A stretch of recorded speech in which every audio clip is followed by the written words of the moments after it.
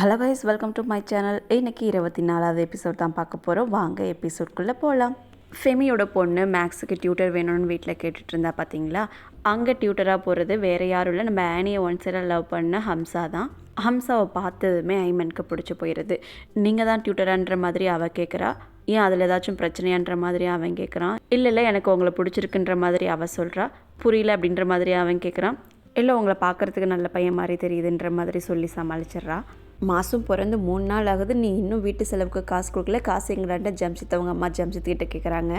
அவன் கொஞ்சம் அமௌண்ட் மட்டும் அவங்க அம்மா கிட்ட கொடுக்குறான். அமௌண்ட் ரொம்ப கம்மியாக இருக்குது, இது எப்படா பத்துன்ட்டு அவங்க அம்மா கேட்குறாங்க. அம்மா, இது உங்களோட தனிப்பட்ட செலவுக்கு, இந்த அமௌண்ட்டை வச்சு நீங்கள் என்ஜாய் பண்ணுங்கள், இனிமேல் வீட்டு செலவெல்லாம் ஆலியா பார்த்துக்குவான்ற மாதிரி ஜம்ஷித் சொல்கிறான்.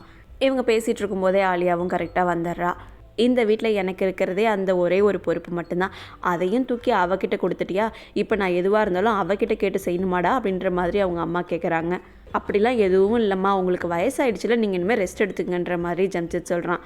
எனக்கு நல்லாவே தெரியுதுடா, இப்படிலாம் முடிவெடுக்க வச்சது இவ தானேன்ற மாதிரி அவங்க அம்மா சொல்கிறாங்க. அதுக்கு ஆலியாக இருந்துக்கிட்டு நான்லாம் எதுவும் சொல்ல கிடையாது, உங்கள் பையனே தான் அந்த முடிவு எடுத்திருக்காங்கன்ற மாதிரி அவள் சொல்கிறா. நீங்கள் 2 பேரும் என்னை இந்த வீட்டை விட்டு துரத்துறதுக்காக தான் பிளான் போட்டுட்ருக்கீங்க, அப்படி ஒரு நாள் நடக்க விட மாட்டேன்ற மாதிரி அவங்க அம்மா கோவமாக சொல்லிட்டு போயிடுறாங்க. ஜம்ஷித்துக்கும் அவங்க அம்மா அப்படிலாம் பேசினதுனால ஒரு மாதிரி ஆகிடுது.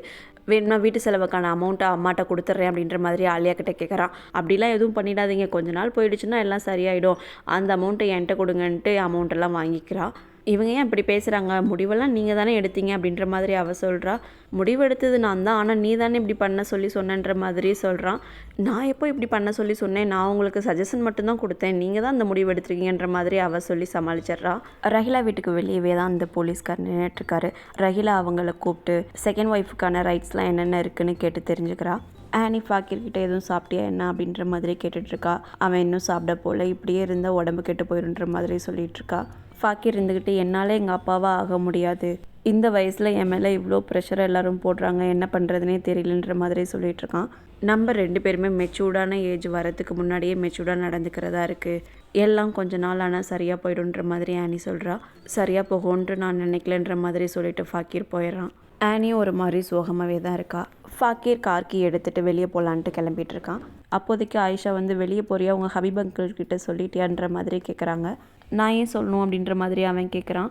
ஜஹீர் அண்ணாவுக்கு அப்புறம் ஹபீப் தான் இந்த வீட்டில் பெரியவர், நீ அவர்கிட்ட சொல்லிட்டு தான் போகணும், நீ அந்த சின்ன காரை எடுத்துக்கோ, பெரிய காரை ஹபீப் அங்கிள் கிட்ட கொடுத்துரு அப்படின்ற மாதிரி சொல்கிறாங்க ஆயிஷா.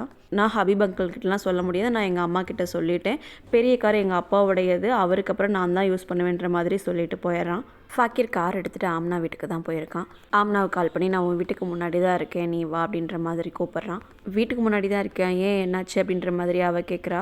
இல்லை கொஞ்சம் அப்செட்டாக இருக்குது, நீ வா அப்படின்ற மாதிரி அவன் கூப்பிட்றான். சரின்ட்டு அவளும் வரேன்னு சொல்லிடுறா. இப்போது வீட்டில் ஒரு பிரச்சனை தான் போயிட்டுருக்கு. ஜஹீருக்கு அப்புறம் இந்த பிஸ்னஸை யார் பார்த்துக்கிறதுன்ட்டு. ஹபீப் நான் தான் இந்த பிஸ்னஸ்க்காக ரொம்ப கஷ்டப்பட்டிருக்கேன், நான் தான் பார்த்துக்குவேன்னு சொல்கிறாரு. சாய்க்கா வீட்டுக்காரர் இதுக்கு ஒத்துக்க மாட்டேங்கிறாரு.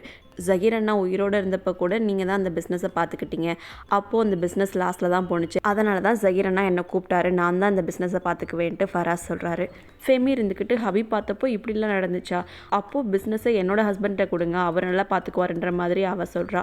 பாட்டிக்கு கோவம் வந்து இப்போ தான் என்னோட பையன் செத்து போனால் அதுக்குள்ளே இந்த பிஸ்னஸ்க்காக இப்படி அடிச்சுக்கிறீங்கன்ட்டு ரொம்ப கோவப்பட்டு தான் பேசுகிறாங்க. அப்போ யார் தான் அந்த பிஸ்னஸை பார்த்துக்கிறதுன்ட்டு சாய்க்கா கேட்குறா. ஃபாக்கிர் பார்த்துக்குவான்ட்டு சமீனா சொல்கிறாங்க. ஃபாக்கிரால் எப்படி பார்த்துக்க முடியும்ன்ட்டு எல்லாரும் கேட்குறாங்க. ஃபாக்கிர் தானே ஜஹீரோட பையன், அவருக்கு அப்புறம் ஃபாக்கிர் தான் பார்த்துக்கணுன்ற மாதிரி சமீனா சொல்கிறாங்க. ஃபாக்கிருக்கு வயசு என்னாகுது, அவனால் எப்படி இந்த பிஸ்னஸை பார்த்துக்க முடியும்ன்ட்டு ஹபீப் கேட்குறாரு. பாட்டியும் ஃபாக்கிர் பார்த்துக்கிறது தான் கரெக்டான முடிவு, ஆனால் அவனுக்கு இப்போ சின்ன வயசு, இன்னும் கொஞ்சம் நாள் ஆகட்டும் அப்படின்ற மாதிரி சொல்கிறாங்க. நீங்கள் சண்டை போடுறத பார்த்தா எனக்கு ரொம்பவே பயமாக இருக்குது, ஃபாக்கிரால் எப்போ இந்த பிஸ்னஸை பார்த்துக்க முடியுமோ அப்போ இந்த பிஸ்னஸில் ஒன்றும் இருக்காது போலன்ற மாதிரி சமீனா சொல்கிறாங்க. என்னால் தான் அப்போ இந்த பிஸ்னஸ் லாஸ் ஆகிடுச்சா, நான் இந்த பிஸ்னஸ்க்காக அவ்வளோ கஷ்டப்பட்டிருக்கேன் அப்படின்ற மாதிரி ஹபீப் சொல்கிறாரு. எனக்கு தெரியும் நீங்கள் இந்த பிஸ்னஸ்க்காக ரொம்ப கஷ்டப்பட்டிருக்கீங்க, ஜஹீர் எப்போவுமே சொல்லுவார் நீங்கள் தம்பியாக கிடைச்சதுக்கு பெருமைப்படுறேன்ட்டு, உங்கள் மேலே எனக்கு நிறையவே நம்பிக்கை இருக்குன்ற மாதிரி சமீனா சொல்கிறாங்க. சாய்க்கா ஹஸ்பண்ட் ஒரு மாதிரி தான் பேசுகிறாரு, அவர் உயிரோடு இருக்கும்போதே பார்த்துட்டு தான் போனார், ஹபீப் பார்த்துக்கிட்டப்ப பிஸ்னஸ் நல்லாவே போகலைன்ற மாதிரி சொல்கிறாரு. அப்போவே ஜஹீர் அண்ணா என்னை தனியாக ஒரு பிஸ்னஸ் ஸ்டார்ட் பண்ணேன்னு சொல்லியிருந்தாரு, நான் தான் கேட்கல, அண்ணாவுக்கு ஹெல்ப்பாக இருக்கட்டும்ன்ற நான் இந்த கம்பெனிலே இருந்துட்டேன், அதை நினச்சி இப்போ தான் வருத்தப்படுறேன்ற மாதிரி ஹபீப் சொல்கிறாரு. இப்போ வருத்தப்படுறதுக்கு ஒன்றுமே கிடையாது, ஜஹீர் இறந்து போகிறதுக்கு முன்னாடி என்கிட்ட சொல்லிட்டு தான் போனார். இப்போ யார் யார் எந்தெந்த வேலையை பார்க்குறீங்களோ அவங்களே தான் அந்த வேலையை பார்க்க போகிறீங்கன்ற மாதிரி சமீனா சொல்லிடுறாங்க. எனக்கு என்ன பண்ணுறதுனே தெரியல, என் வீட்டில் என்ன தான் நடக்குதுன்னு தெரியலன்ற மாதிரி ஃபாக்கீர் சொல்லிட்டு இருக்கான் ஆம்னா கிட்ட. அதெல்லாம் பெரியவங்க விஷயம், அவங்களே பார்த்துக்குவாங்க, நீ அதெல்லாம் கண்டுக்காதன்ற மாதிரி ஆம்னா சொல்கிறா. இதெல்லாம் விட்டுட்டு எங்கேயாவது ஓடிடணும் போல இருக்குது, ஆனால் அம்மா விட மாட்டேங்கிறாங்க. இந்த பிஸ்னஸை நான் தான் பார்த்துக்கணுன்னு சொல்கிறாங்க. படிப்பை பார்க்குறதா இல்லை பிஸ்னஸை பார்க்குறதா எனக்கு ஒன்றுமே புரியலன்ற மாதிரி ஃபாக்கீர் சொல்கிறான். உங்கள் ஃபேமிலியில் தான் இவ்வளோ பிரச்சனையாக இருக்குன்ற மாதிரி ஆம்னா சொல்கிறா. அதான் உங்ககிட்ட என்ன பண்ணலான்னு கேட்குறதுக்கு வந்தேன்ற மாதிரி ஃபாக்கீர் சொல்கிறான். நான் ஏதாச்சும் சொல்யூஷன் கொடுப்பேன்னு நம்பி என்கிட்ட வந்ததுக்கு ரொம்ப சந்தோஷம். ஆனால் எனக்கும் என்ன சொல்கிறதுன்னு தெரியல. உன்னோட ஸ்டடீஸில் நீ கான்சன்ட்ரேட் பண்ணு, நான் உன்னோட ஸ்டடீஸ்க்கு ஹெல்ப் பண்ணுறேன் அப்படின்ற மாதிரி சொல்கிறா. ஃபாக்கீரும் இதெல்லாம் கேட்டுட்டு ரொம்ப தேங்க்யூ அப்படின்ற மாதிரி சொல்கிறான். இதோட இந்த எபிசோடை முடிச்சிட்டாங்க. நெக்ஸ்ட் எபிசோடில் சந்திப்போம். தேங்க்யூ ஃபார் வாட்சிங்.